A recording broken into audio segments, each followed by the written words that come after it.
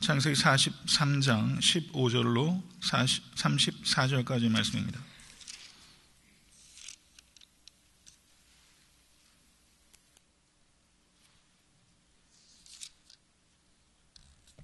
다 같이 합독하도록 하겠습니다. 그 사람들이 예물을 취하고 갑절 돈을 자기들의 손에 가지고 베냐민을 데리고 애굽을 내려가서 요셉의 앞에 서니라. 요셉이 베냐민이 그들과 함께 있음을 보고 그 청지기에게 이르되 이 사람들을 집으로 인도해 드리고 짐승을 잡고 준비하라. 이 사람들이 오정에 나와 함께 먹을 것이니라.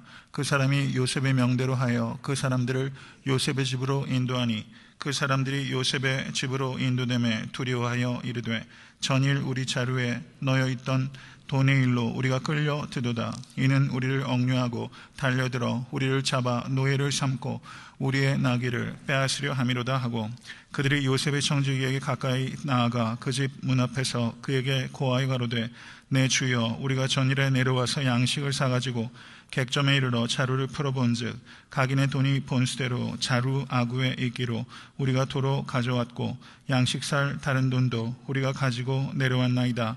우리의 돈을 우리 자루에 넣은 자는 누구인지 우리가 알지 못하나이다. 그가 이르되 너희는 암심하라. 두려워 말라.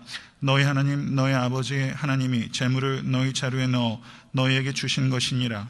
너의 돈은 내가 이미 받았느니라 하고 시므온을 그들에게로 이끌어내고 그들을 요셉의 집으로 인도하고 물을 주어 발을 씻게 하며 그 나귀에게 먹이를 주더라.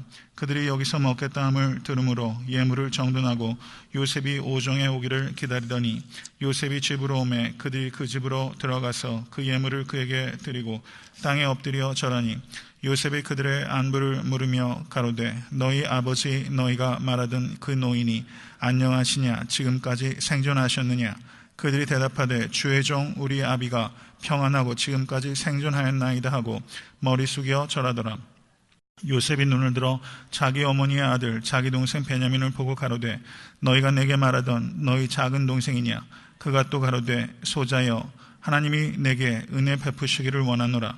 요셉이 아우를 인하여 마음이 타는 듯함으로 급히 울 곳을 찾아 안방으로 들어가서 울고 얼굴을 씻고 나와서 그 정을 억제하고 음식을 차리라 하매 그들이 요셉에게 따로 하고 그 형제들에게 따로 하고 배식하는 애굽 사람에게도 따로 하니 애굽 사람은 히브리 사람과 같이 먹으면 부정을 입음이었더라. 그들이 요셉의 앞에 앉되 그 장유의 차소대로 안치움 받으니 그들이 서로 이상히 여겼더라. 요셉이 자기 식물로 그들에게 주되 베냐민에게는 다른 사람보다 5배나 주매 그들이 마시며 요셉과 함께 즐거워하였더라. 아멘. 하나님의 말씀입니다. 아멘.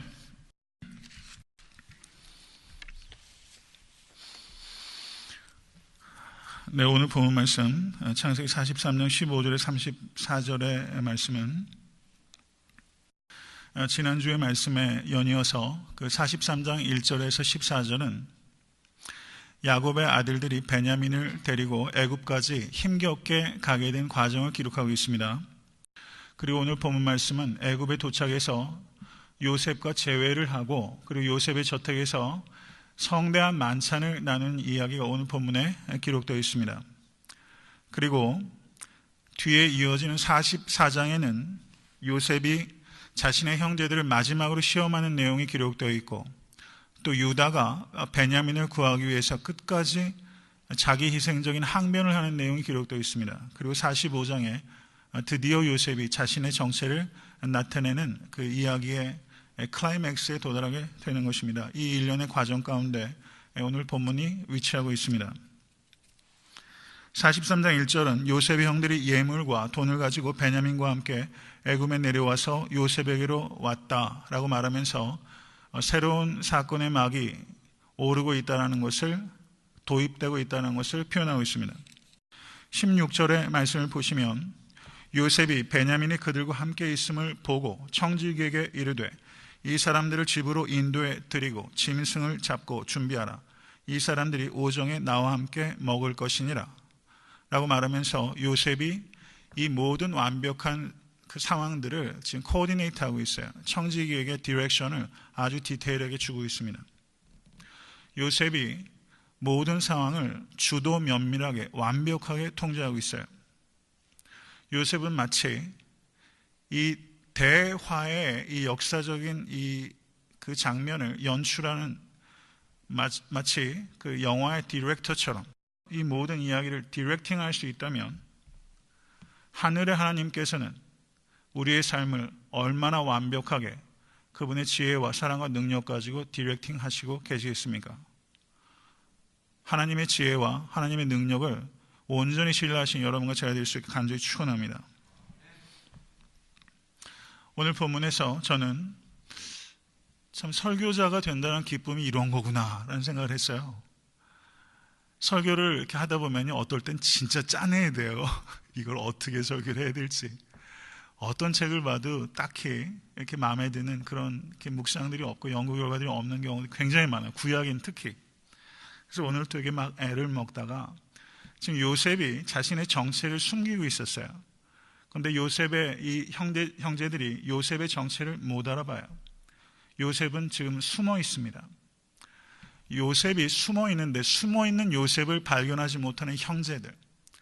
하나님이 우리의 개인사와 세계사와 자연사 가운데 하나님께서 디렉팅하고 계신데 숨어 계신 하나님을 우리는 얼마나 찾아내고 있을까? 우린 요셉의 형제들보다 나은가? 라고 한번 생각을 해보게 되면 결코 그렇지 못할 수 있다. 이런 생각이 미치더라고요. 하나님께 살아서 역사하고 계신 믿으십니까? 오늘을 살아가시면서 하나님께서 내 삶에 우리가 살고 있는 이 시대 가운데, 한국 사회 가운데, 미국 사회 가운데, 이 전 세계적으로 하나님께서 일하고 계신, 숨어 계신 하나님 오늘 발견하셨어요? 그 부분에 대해서 생각을 하게 되더라고요. 숨어 계신 자신의 정체를 숨기고 있는 요셉을 이 형제들이 간파하지 못했어요. 오늘 본문을 이렇게 유심히 생각해 보다 보니까 요셉은 사실 힌트를 굉장히 많이 줬어요. 좀 알아봐라. 내가 요셉입니다. 라고 사실은 말만 안 했지 다 표현한 거예요. 그런데 형제들이 몰라요. 근데 우리의 신앙생활을 보면 하나님께서 하나님이 살아계시면 우리에게 무수하게 힌트를 주시는데 우리가 그걸 못 알아봐요. 더하면 더했지 덜하지 않습니다. 요셉의 집으로 인도되어 갔을 때 오늘 본문을 보시면 저들이 두려워하였다라고 말합니다. 인도되면 두려워하여 이르되 전일 우리 자루에 넣어있던 돈의 일로 우리가 끌려드는도다. 이는 우리를 억류하고 달려들어 우리를 잡아 노예를 삼고 우리의 나귀를 빼앗으려 함이로다. 이것은 기우입니다. 기우. 상식적으로는 이런 판단을 하기가 십중팔구예요. 우리가 요셉의 형제들이었어도 이렇게 생각했겠죠. 아니 애굽의 총리가 어지간히 할 일이 없어서 곡식 좀 얻으러 온 사람들을 자기 집으로 불러서 만찬한다는 게 상식적으로 말이 맞지 않죠. 할 수 있는 염려를 했지만 결국은 기우예요. 사람들이 생각을 굴리면 최악의 상황을 만들어요. 우리가 일반적으로 그렇게 생각할 때 굉장히 많습니다. 생각할 수 있는 최악의 상황들을 가설을 만들어 놓고 염려할 때 굉장히 많아요. 이건 안 해도 되는 염려였습니다. 상식적인 염려였어요. 이런 모든 염려들, 두려움들 다 내려놓으실 수 있게 되길 주님의 간절히 축원합니다. 자의적으로 해석해서는 안 됩니다. 이들은 요셉의 형제들은 지금 자기가 어떤 상황 가운데 있는지 전혀 몰라요. 지금 어떤 상황 가운데 자기가 들어가고 있는지 전혀 몰라요. 자기 마음대로 해석해요. 하나님께서 우리에게 허락하신 여러 가지 일들이 하나님께서 나를 위해서 왜 그런 일들을 행하고 혹은 허락하고 계신지 여러분 우리가 알고 가고 있습니까? 아니면 오리무중입니까? 지금 요셉의 집에 이끌렸던 요셉의 형제들과 같이 도대체 이게 무슨 일이 벌어지고 있는 건지 아무것도 모르고 그렇게 우리가 하루를, 그렇게 우리가 한 해를, 그렇게 우리가 평생을 살아오고 있지는 않습니까? 나침판이 없이 말이죠. 사랑하는 성도 여러분, 말씀과 성령을 나침판 삼으실 수 있게 주님을 간절히 축원합니다. 그래서 두려움에 기인해서 이 청지기에게 뭐라고 말합니까? 청지기는요, 말하자면 여기의 청지기는 연구 대상이에요. 굉장한 청지기예요. 요셉의 말대로 해요. 요셉의 말들 그 디렉션 그대로 해요. 형제들의 자루에다 돈을 넣으라 하면 그대로 하고 모든 것을 그대로, 여기서도 요셉의 디렉션대로 그대로 해요. 이게 종의 자세입니다. 말씀대로 행하시는 그리스도의 종 되실 수 있게 간절히 축원합니다. 이들이 청지기에게 뭐라 하면 내 주여, 종에게 내 주여, 이 얼마나 두렵고 비루한 생각을 갖고 있으면 종에게 내 주여, 전일에 내려와서 양식을 사가지고 객점에 이르러 자루를 풀어본즉 각인의 돈이 본수대로 좌루 아귀에 있기로 우리가 도로 가져왔고 양식 살 다른 돈도 우리가 가지고 내려왔나이다. 우리의 돈을 우리 자루에 넣은 자는 누구인지 우리가 알지 못하나이다. 저도 제가 설교를 하는 입장이 아니면 이 말씀 유심히 묵상하지 않았을 거예요. 그래서 저는 이 설교자가 된 데서 오는 수지가 참 많아요. 뭐가 문제가 있느냐? 가만히 한번 보세요. 여기 이 말은 참과 거짓이 섞여 있어요. 여기 보십시오. 객점에 이르러 자루를 풀어본즉 각인의 돈이 자루 아구에 있었다라고 했는데 실제는 객점에 가서 모든 사람의 자루를 열었습니까? 한 사람의 자루만 열었습니까? 한 사람의 자루만 열었어요. 그럼 나머지 자루는 어디서 열었어요? 야곱 앞에서 열었어요. 근데 돈이 자루 아구에 있었습니까? 속에 있었습니까? 속에 있었죠. 그러니까 어때요? 지금 실제 상황하고 이런 상황이 말이 맞아요? 안 맞아요? 안 맞죠? 그렇죠. 설교를 준비하다 보니까 이것도 찾아내더라고요. 제가 이 말씀을 굳이 드리는 이유는 이거는 의도적인 악의를 가지고 어떤 베네핏을 얻기 위한 거짓말은 아니죠. 근데 구구절절히 설명하는 이것을 함축적으로 말해서 그냥 내용을 전달한 거예요. 제가 이 말씀을 드린 이유는 간략하게 말하기 위해서 여러 가지 중복되는 이야기들을 함축적으로 지금 설명하고 있는데 사람이 말을 하면 할수록 더해지고 빼지고 하는 것을 여기서 보게 되는 거예요. 돈이 하나는 아구에 있었고 하나는 밑에 있는데 다 아구에 있었던 것으로 이게 탈바꿈하고 자루가 하나만 객점에서 열렸는데 객점에서 다 열린 것으로 얘기가 되잖아요.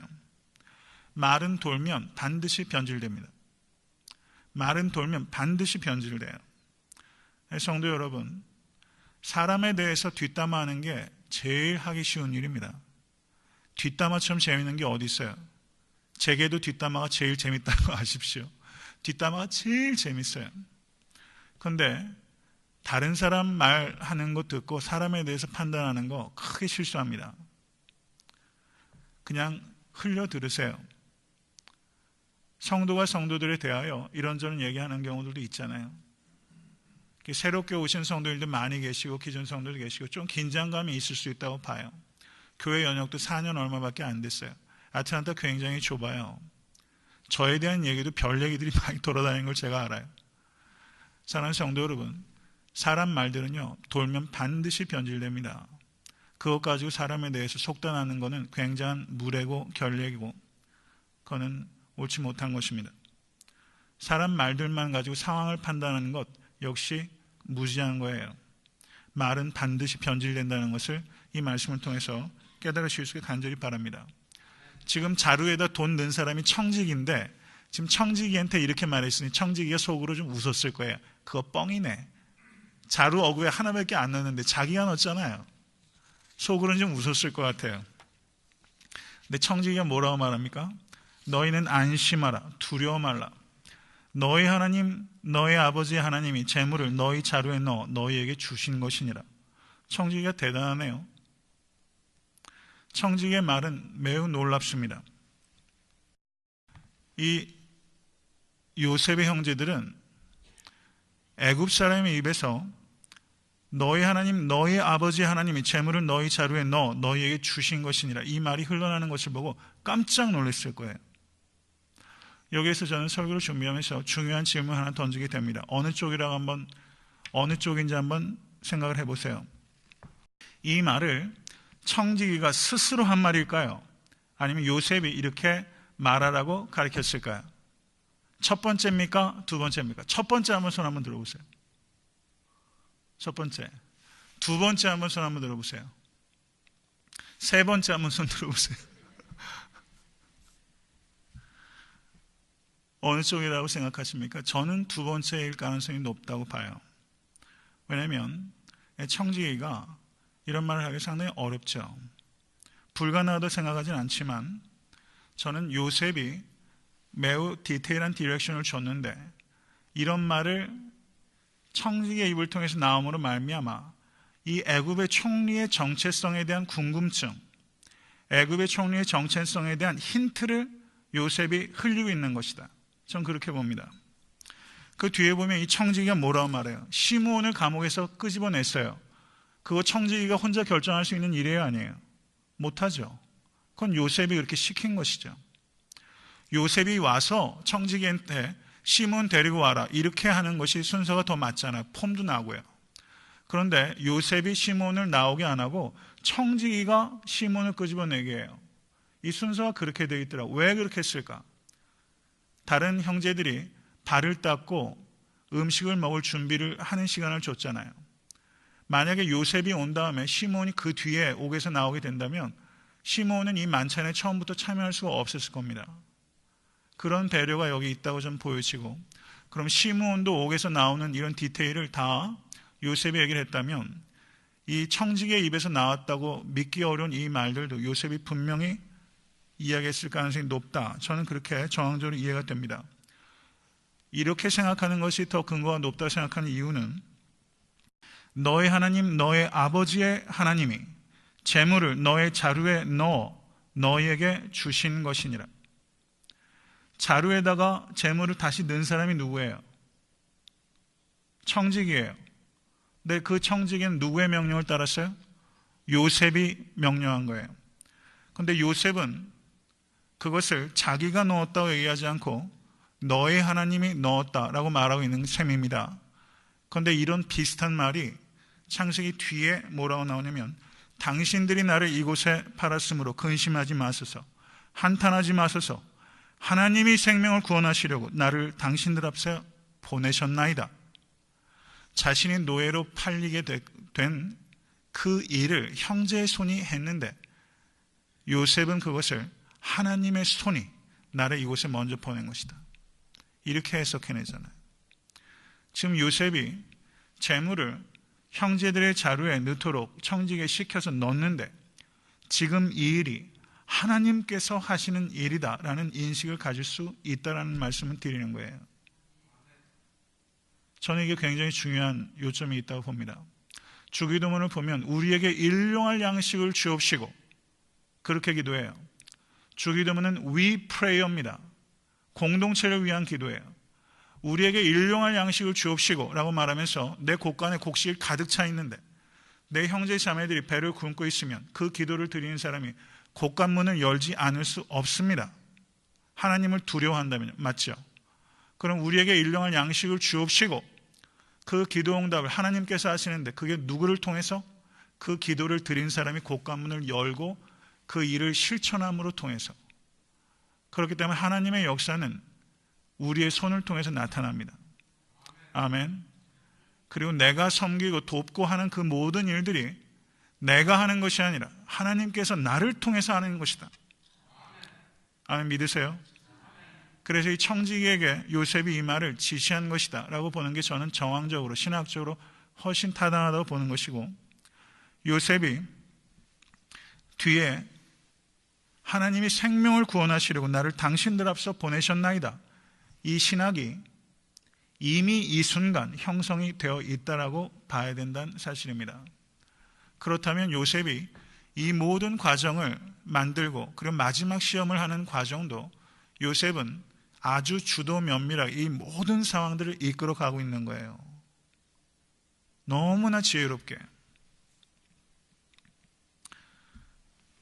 사랑하는 성도 여러분, 요셉 같은 지혜가 우리에게 있게 될 간절히 소원합니다.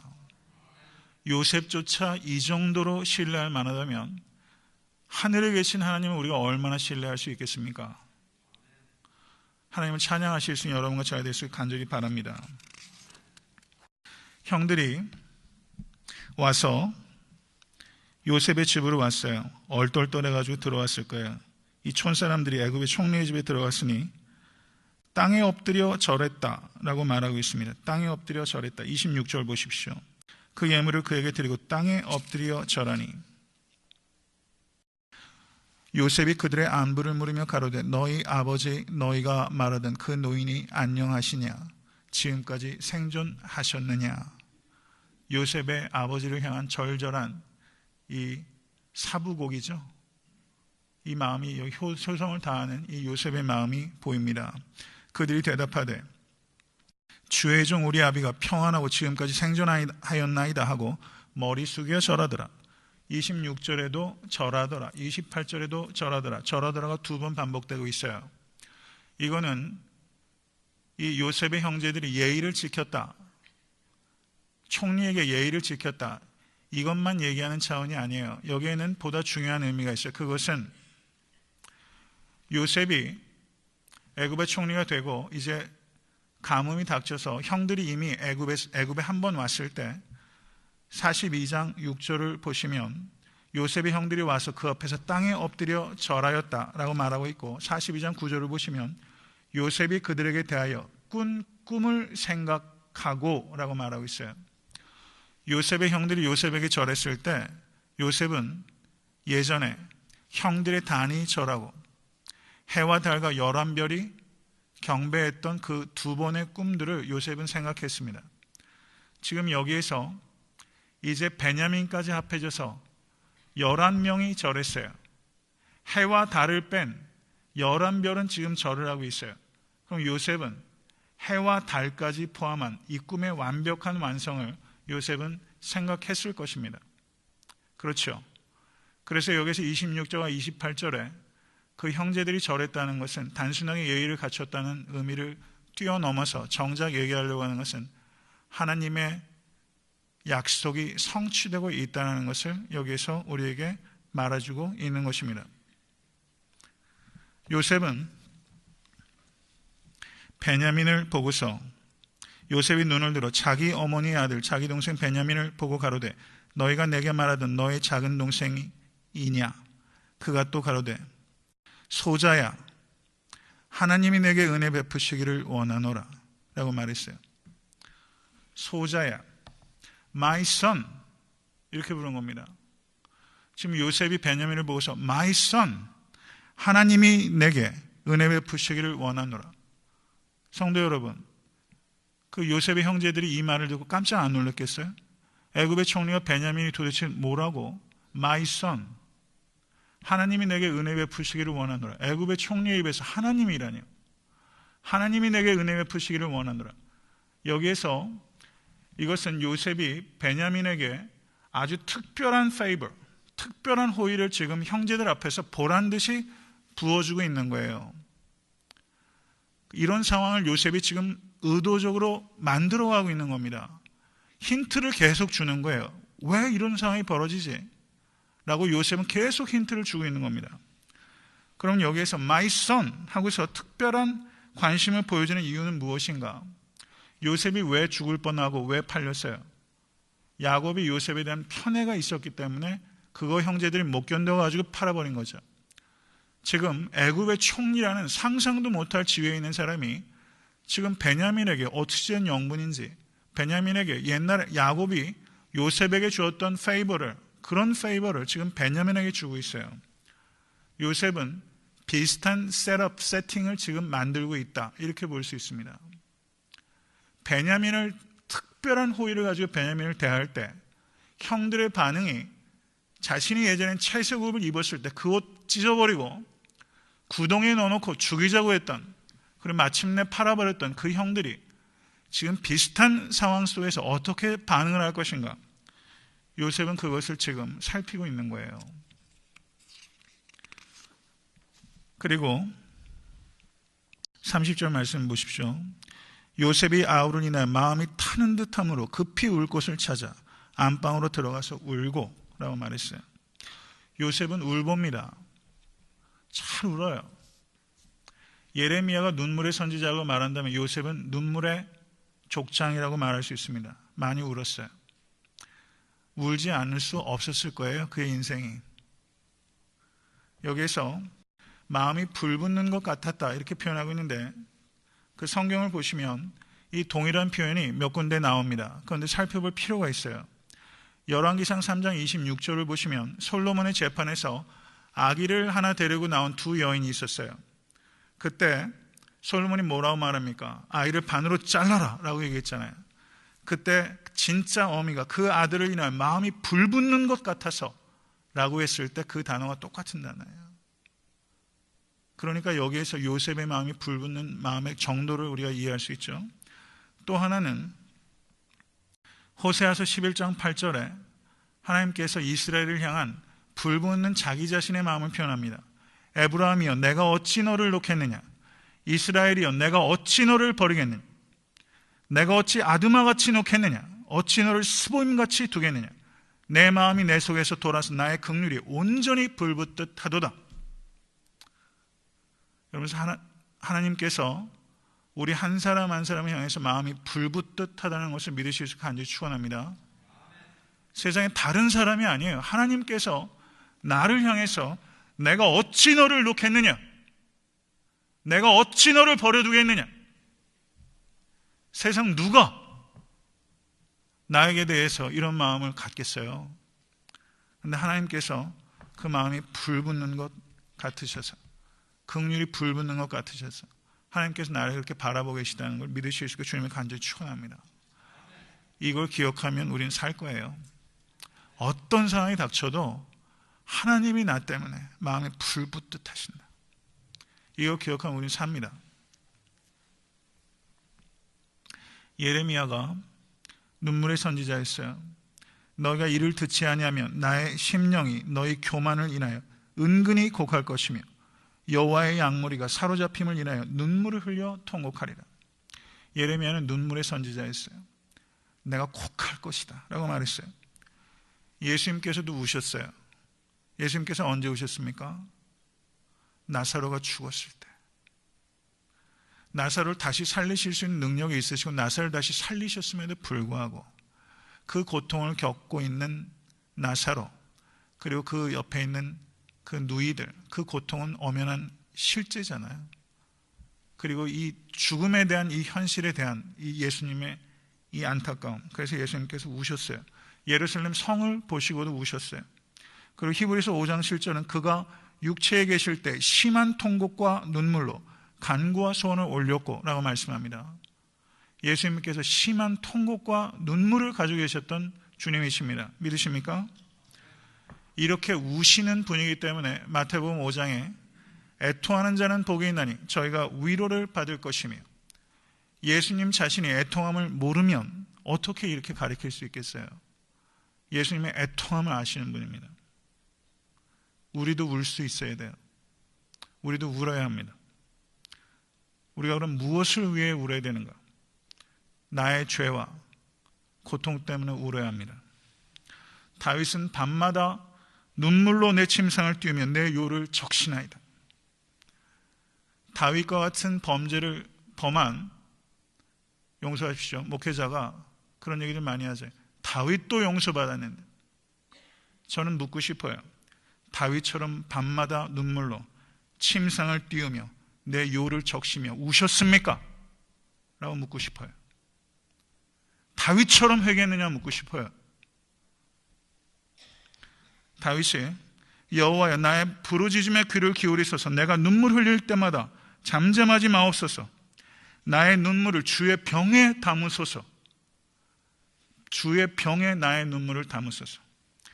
다윗은 하나님의 마음에 합한 자라고 말했어요. 이게 세상 사람들이 보면 세상 윤리학자들이 보면 되게 오해할 거예요. 아니, 살인도 하고 간음도 했는데 하나님의 마음에 합했어요? 이게 윤리적인 기준으로 따지면 세상 윤리학자들 보면 조소할지도 모르죠.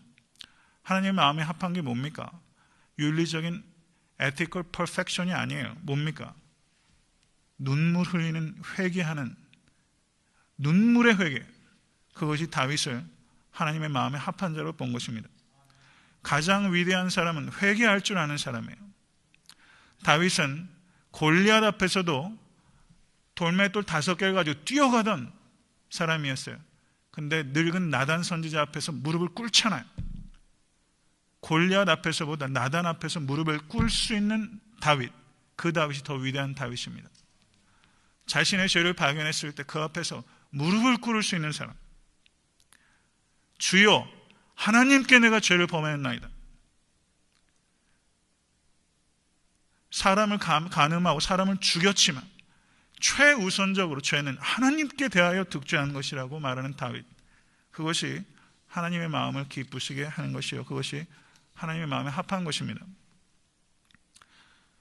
사랑하는 성도 여러분, 혹시 감당하기 어려운 불행을 겪고 계시다면 하나님 앞에서 우세요. 사람 앞에서 먼저 울지 마시고 하나님 앞에서 우실 수 있게 간절히 축원합니다. 하나님께서 내 아픔 때문에 우는 영혼들을 불쌍히 여기십니다. 저녁에는 울음이 기숙할지라도 아침에는 기쁨이 오리로다. 믿으십니까? 부활의 아침이 있었고요, 재림의 아침이 있습니다. 분이엘의 아침도 있었잖아요. 야복강의 그 아침이 있었잖아요. 울면 그 다음날은 웃을 수 있게 됩니다. 그래서 주께서 나의 슬픔이 변하여 내게 춤이 되게 하시며 나의 베옷을 벗기고 기쁨으로 띠띠우셨나이다. 사랑하는 성도 여러분, 울어야 할 때는 우실 수 있게 간절히 바랍니다. 그리고 하나님 앞에서 울면 그 울음은 춤으로 바뀌게 돼요. 반드시 그렇게 됩니다. 사람 앞에서 우는 걸 넋두리라고 얘기하는 거예요. 하나님 앞에서 우는 건 기도입니다. 굳이 말로 표현 안 해도 돼요. 울면 돼요. 예전에 어떤 분하고 대화를 하는데 그런 얘기 하더라고요. 요즘 기도 생활 어떻게 하고 계세요? 그랬더니 저 하나님 앞에서 울어요. 그러시더라고요. 하나님 앞에서 운대요. 그게 기도예요. 기도는 꼭 말이나 형식을 빌어낸다는 부담 갖지 마세요. 그냥 우세요. 언어는 때때로 소통에 방해가 될 때도 많아요. 오히려 너무 많은 말을 하려는 것도, 사람 사이에는 그런 게 필요한지 모르겠지만 하나님 앞에 사람 사이도 속 깊은 대화는 사실 말로 되나요? 하나님 앞에서 우실 수 있게 주님의 간절히 축원합니다. 그래서 그 울음이 춤으로 변하게 될 것입니다. 이 세상의 모든 곡소리가 예수께서 이 땅에 다시 오실 때 춤으로 변하게 될 줄로 믿습니다. 타인을 위해서 우실 수 있게 될 주님의 간절히 축원합니다. 타인의 죄와 고난 때문에 우실 수 있는 여러분과 제가 될 수 있게 간절히 바랍니다. 사도 바울이 내가 3년이나 밤낮 쉬지 않고 눈물로 각 사람을 훈계하던 것을 기억하라. 내가 큰 환난과 애통한 마음이 있어 많은 눈물로 너에게 썼노니. 고린도서 2장 4절에 말했어요.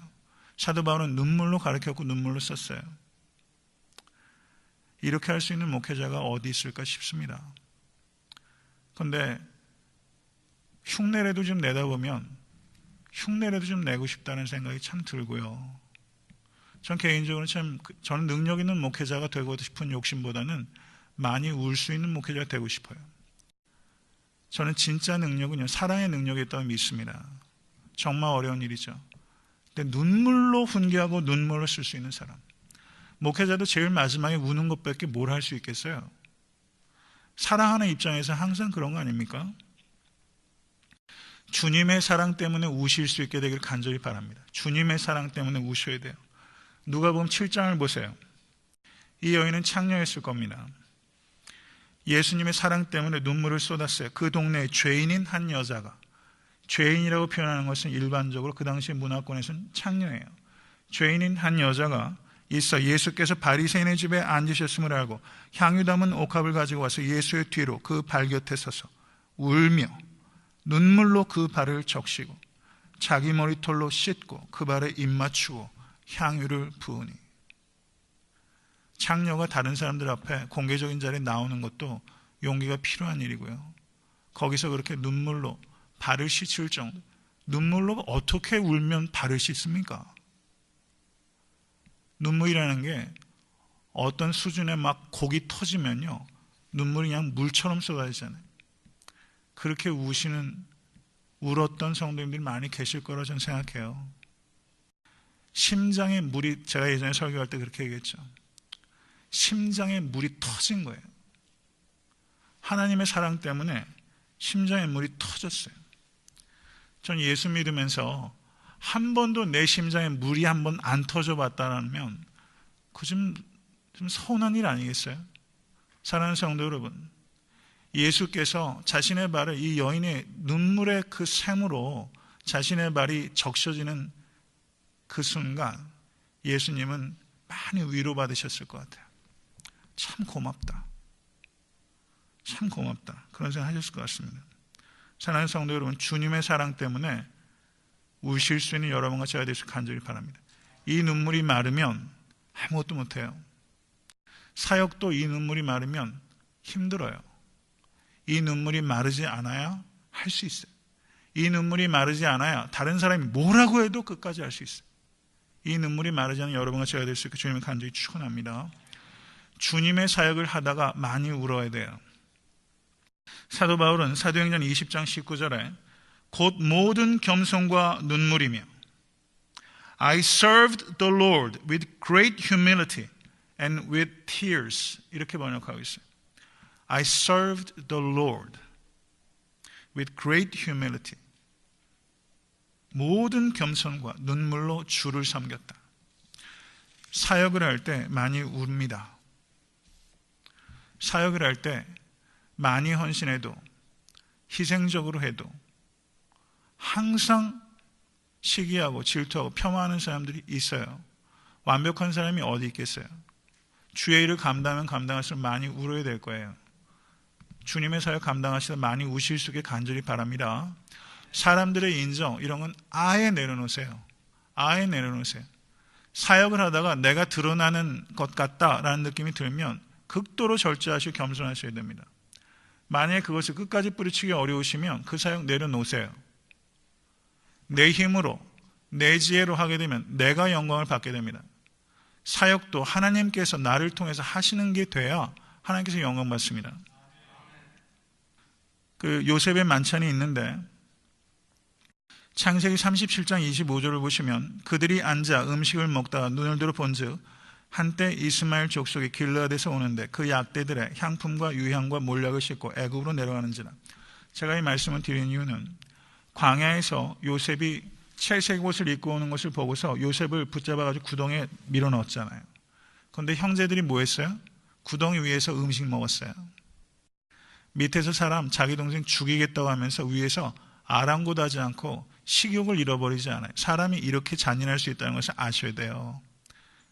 내 형제를 죽이면서도 밥맛이 안 떨어져요. 사람이 악합니다. 이게 광야에 있었던 식탁이에요. 그럼 요셉이 지금 총리가 됐는데 자기 집으로 불러서 만찬을 베풀잖아요. 광야에서 구덩이에서 몰아넣어서 죽이려고 하다 자기들끼리 밥 먹었던 형제들. 그런데 그 형제들에게 최고의 진수성찬을 베푸는 이 요셉. 요셉이 선으로 악을 이긴 것입니다. 요셉은 광야에서 빅틈이었어요. 희생자였어요. 그런데 지금 자신의 만찬에서 요셉은 빅터입니다. 승리자예요. 사랑하는 성도 여러분, 악을 악으로 갚지 않으실 수 있게 간절히 축원합니다. 악을 선으로 이기실 수 있는 여러분과 제가 되실 수 간절히 축원합니다. 이 일은 거의 불가능해요. 안 그래요? 그렇게 하고 싶으세요? 그렇게 하고 싶지도 않잖아요. 그런데 그렇게 어떻게 할 수 있겠어요? 그건 우리의 죄된 본성이 아니에요. 그런데 예수 그리스도 안에서 새롭게 된 본성은 선으로 악을 이기고 싶어합니다. 그래서 선으로 악을 이기실 수 있게 주님을 간절히 축원합니다. 나를 구덩이에 몰아넣고 자기들끼리 밥을 먹었다 할지라도 나는 최고의 만찬으로 그들의 입에 좋은 음식을 줄 수 있는 그런 만찬을 베풀 수 있는 이 요셉. 이게 진정한 승리입니다. 고대 사회에서 히브리인들과 그 애굽 사람들은 밥을 같이 안 먹어요. 음식을 팔거나 쉐어는 해요. 그런데 그들과 같이 한 테이블에 안 앉습니다. 절대 안 앉아요. 그런데 지금 보니까 이집트인 요셉의 형제 그리고 요셉 이렇게 했는데 요셉이 뒤에 보면 요셉이 자기 식물로 그들에게 주되 34절 보니까 그렇게 표현되어 있어요. 음식을 줄 정도면 요셉이 지금 굉장히 가까이 지금 있다는 것을 알 수가 있죠. 가까이 있는데 지금 형제들이 깜짝 놀랐어요. 여기에서 요셉이 얼굴을 씻고 나와서 그 정을 억제하고 음식을 차리라며 음식을 차렸는데 33절 보세요. 그들이 요셉의 앞에 앉되 그 장유의 차서대로 앉춤 받으니 그들이 서로 이상히 여기더라. 여기서 이상히 여기더라. 장유의 차서대로 앉혔어요. 그러면 또 질문이 발동하죠. 왜 이렇게 앉혔을까? 성경을 해석할 때는요, right question. 왜 장유 유서대로 안 쳤을까? 또 힌트를 주는 거죠. 요셉의 아이덴티티는 힌트예요. 그래서 제가 옛날에 잘하던 과목이 하나, 제가 수학 잘합니다. 수학 잘하는데 수학의 확률 계산하는 게 이거 뭐 쉬운 건데 하도 옛날 거라서 이건 11 팩토리얼이에요. 11명이 장유의 유서대로 앉을 가능성을 한번 생각해 보세요. 제일 첫 번째 11명 중에 누구 앉혀야 돼? 11개의 가능성. 한 명이 결정했는데 그 다음은 10, 9, 8. 그래서 1부터 11까지 곱해보세요 한번. 제가 계산기로 따져봤더니 이게 확률이 얼마냐면요. 저는 1부터 11까지 곱해서 이런 숫자가 나오는 걸 처음 알았습니다. 3991만 6800분의 1이에요. 제가 이거 계산했어요. 3991만 6800분의 1이에요. 이 확률이. 11명이 순서대로 앉을 수 있는 가능성이, 이게 말이 돼요? 이게 로또 맞는 3천 몇백만 분의 1입니다. 수학 좀 아시는 분 맞아요 이거. 확률적으로 보면 11 팩토리얼 분의 1입니다. 이 확률이 맞아 떨어진 거예요. 여기서 이상히 여겼더라라고 하는데, 이상히 여겼다라는 말은 경악했다는 뜻이에요. 그러면 이 정도 상황쯤 되면 이거 좀 뭐가 좀 이상하다. 혹시 저 총리가 우리를 아나? 그러면 어떻게 알지? 이게 말이 안 되는 확률이니까요. 더 거기에 한번 보십시오. 그러면 요셉이 왜 이렇게 앉혔을까? 그래서 나이의 순서대로 앉은 거를 제가 구성을 해봤어요. 그러면 나이 순서대로 보면 루벤, 시몬, 레위, 유다입니다. 레아의 자식들이에요. 그 다음이 라헬의 여종 비라의 소생임 단과 납달리, 그 다음에 레아의 시녀 실바의 소생 갓과 아셀, 그 다음에 다시 레아의 아들들 이사갈과 스불론, 그 다음에 베냐민이에요. 그럼 나이 순서대로 앉으니까 결국은 어때요? 다 어머니에 따라서 앉게 되잖아요. 그러면 지금 그 야곱의 형제들이 몸살을 앓고 있는 게 뭡니까? 형제들 간에, 배가 다르면 형제들 간에 라이벌리가 있습니까? 없습니까? 있죠. 이 긴장감이 팽배하죠. 더군다나 루벤이 그 라헬의 시녀를 겁탈하 했잖아요. 비라를. 그러면 비라의 자식들 단과 납달리는 이 루벤이 철천지 원수죠. 자기 엄마 겁탈한 거예요. 자기의 이복 형이. 지금 이렇게 어머니에 따라서 결국 앉힌 거예요. 이게 얼마나 묘한 장면인지 한번 생각해 보세요. 지금 요셉은 형제들 간에 라이벌리에 희생된 거 아닙니까? 그런데 지금 그렇게 앉힘으로 인해서 나이 순서로 앉힌 것, 그 이면에 다시 그 형제들 간의 이 대립 구조를 시각적으로 드러냄으로 인해서 지금 베냐민은 덩그러니 라헬의 자손으로 혼자 딱 떨어져 있고, 이런 상황 자체가 지금 요셉이 무엇인가를 굉장히 가시적으로 드러내려고 하는 것이 있는 거예요. 그런데 요셉이 여기에서 어떻게 하냐면, 요셉이 베냐민에게 다른 형제들보다 음식을 몇 배를 더 줬어요? 5배. 5배 더 준 이유는 베냐민의 위가 5배가 크기 때문에 아니죠. 다른 형제도 이미 배가 터지게 먹었을 거예요. 그럼 5배를 더 줬다라는 것은 페이버를 가지고 있다는 것을 표현하는 거예요. 나는 베냐민이 좋다. 나는 베냐민에게 특별한 관심을 가지고 있다. 소자야, my son 이라고 말하면서 이미 베냐민에 대한 특별한 관심이 있다는 것을 표현했고, 5배의 음식을 줌으로 인해서 베냐민을 편애한다는 것을 이 애굽의 총리가 나타낸 거예요. 그러니까 지금 요셉은 힌트를 계속 주고 있는 거예요. 계속 힌트를 주고 있어요. 그리고 right reaction을 지금 리스폰스를 기다리고 있는 겁니다. 그런데 지금 형제들이 옛날 같으면 어때요? 시기하고 질투하고 이런 상황이 벌어질 텐데, 지금 상황을 한번 보십시오. 제일 마지막 34절. 요셉이 자기 식물로 그들에게 주매 베냐민에게는 다른 사람보다 5배나 주매 그들이 마시며 요셉과 함께 즐거워하였더라. 그들이 마시며 베냐민을 시기 질투하였더라. 이게 아니라 그들이 마시며 요셉과 함께 즐거워하였더라. 파티 분위기가 깨지질 않았어요. 형들이 변했어요. 형들이 바뀌었어요. 명백한 편애를 하고 있음에도 불구하고 형들이 바뀌었어요. 그리고 44장에 베냐민을 붙잡았을 때 유다가 나서서 그를 끝까지 지키려고 항변하잖아요. 형들이 바뀌었어요. 지금 요셉은 지금 그런 상황들을 만들어 놓고 형들이 다시 시계를 돌려서 옛날에 자기가 그렇게 당했던 상황들 다시 연출하고 형들이 생각하게 하고 회개하게 하고 그리고 새로운 상황들 속에서 어떻게 반응하는지를 지금 요셉이 확인하고 있는 상황이라고 볼 수 있다는 것입니다. 말씀을 맺습니다. 요셉은 자신의 정체성에 대해서 지금 여러 차례 힌트를 보내주셨어요. 사랑하는 성도 여러분, 예수님께서 무리를 걸으셨을 때 제자들의 반응이 뭐였죠? 유령인가 하더라. 놀라더라. 지금 여기서 요셉의 형들은 놀랐어요. 제자들도 놀랐어요. 예수님이 하나님의 아들이신 걸 제자들이 몰랐어요. 요셉의 형제들은 요셉인 줄 몰랐어요.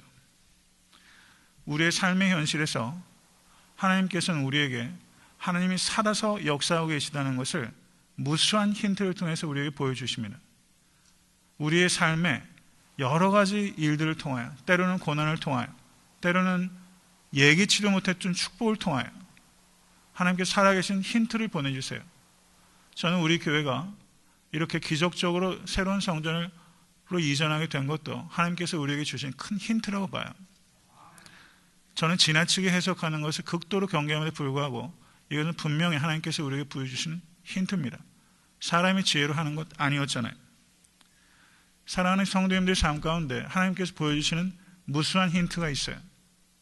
믿으십니까? 그 힌트 찾고 계십니까? 숨어 계신 하나님 찾고 계십니까?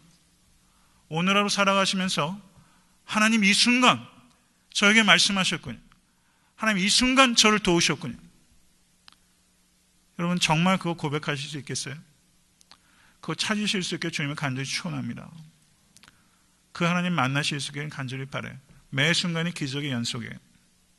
숨어 계신 하나님 찾기, 이게 우리의 인생입니다. 아멘. 숨어 계신 하나님 찾으세요. 지금 요셉은 사실상 형들이 알아보기를 굉장히 기다리고 있는 거잖아요. 결국은 요셉이 스스로 밝혔잖아요. 그 전에 형들이 요셉이구나 라고 얘기를 했다면 얼마나 더 기뻤을까요? 사실은 사랑하는 성도 여러분, 하나님께서 숨어 계시는 그 하나님을 찾아서 하나님께 기쁨을 드리는 우리 모두가 될 수 있게 주님의 간절히 축원합니다. 주신 말씀 생각하면서 기도하겠습니다.